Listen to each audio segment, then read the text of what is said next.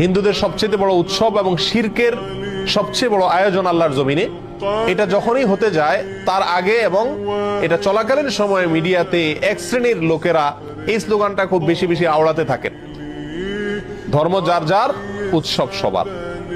বড় আশ্চর্য লাগে, বিষয়টা যখন ধর্মীয় তাহলে এটার ব্যাখ্যা দিবে তো ধর্মীয় ব্যক্তিবর্গরা, কিন্তু ধর্মীয় বিষয়ে ব্যাখ্যা দিতে আসছেন রাজনীতিকরা, ধর্মীয় বিষয়ে ব্যাখ্যা দিতে আসছেন বুদ্ধিজীবীরা, যাদের ধর্ম সম্পর্কে কোনো ধারণাই নাই। এটা হলো সবচেয়ে বড় আশ্চর্যের বিষয়। একজন মুসলিমের জন্য হিন্দুদের দুর্গাপূজাতে কোনোভাবে অংশগ্রহণ করা জায়েজ কিনা, অনুমোদিত কিনা, এ বিষয়টি তো সিদ্ধান্ত দিবে ধর্ম বিশেষজ্ঞগণ, উলামা একরাম, কারণ বিষয়টা ধর্মীয়। অতএব এটা হলো একটা আশ্চর্যের বিষয়। দ্বিতীয়ত হলো, এই স্লোগানটার মতো অন্তঃসার শূন্য, অযৌক্তিক এবং হাস্যকর আর কোন স্লোগান হতে পারে না। এই স্লোগান যদি যৌক্তিক হতো, এটার যদি অন্তঃসার থাকতো, তাহলে তো এই স্লোগান মুসলমানদের ঈদের সময়, উৎসবের সময়ও আসতো। বলা হতো, হিন্দুদেরকে আহ্বান করা হতো, তোমরাও আসো, দোনো ঈদে অংশগ্রহণ করো। অথচ তখন এটা করা হয় না। তাহলে বোঝা গেল উদ্দেশ্যমূলক ভাবে শুধু মুসলমানদের ঈমান ধ্বংস করার জন্য এই ষড়যন্ত্রমূলক স্লোগানটি বাজারে চাউর করে রাখা হয়েছে এবং এর পিছনে কিছু ষড়যন্ত্রকারী তথাকথিত বুদ্ধিজীবী এবং রাজনীতিকরা কাজ করছেন। আমরা সকলেই জানি, কোরবানিদের সময় পাক ভারত উপমহাদেশের মানুষ সবচেয়ে বেশি পরিমাণে কোরবানি করে গরু। যদিও গরু ছাড়া অন্যান্য পশু কোরবানি করা যেতে পারে, যেহেতু মুসলমানদের কাছে গরু খাওয়া হালাল, বিধায় গরু কোরবানি করে আমাদের দেশের মানুষ বেশিরভাগ ক্ষেত্রে। আর এই জন্য কোরবানিদের মানুষ বলে অনেকে বকরা ঈদ।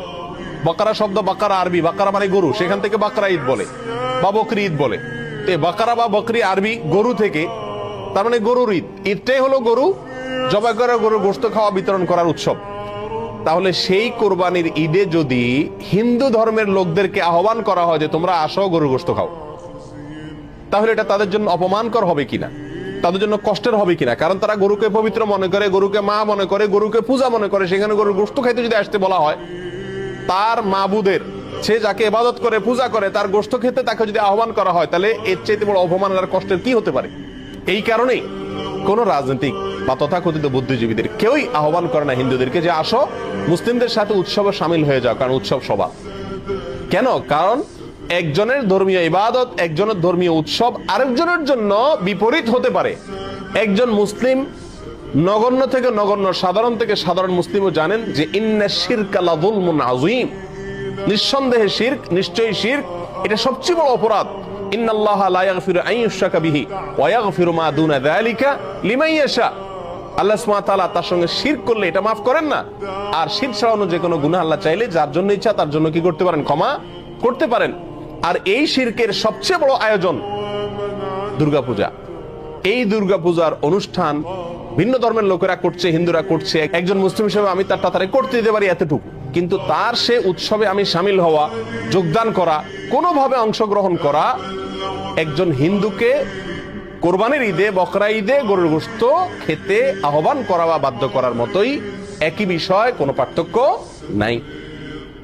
হিন্দুদের যে ধর্মীয় অনুভূতির কথা চিন্তা করে কোরবানির ঈদে তাদেরকে গরুর গোশত খেতে আহ্বান করা হয় না, ঠিক একই চেতনা থেকে, একই চিন্তা থেকে, একই লজিক এবং যুক্তি থেকেই মুসলমানদেরকে দুর্গাপূজা বা হিন্দুদের এই সমস্ত পূজার মধ্যে সামিল হওয়ার জন্য আহ্বান করা উচিত নয়। অন্যায়, অন্যায্য, অযৌক্তিক এবং অন্তঃসার শূন্য আহ্বান এবং দাবি।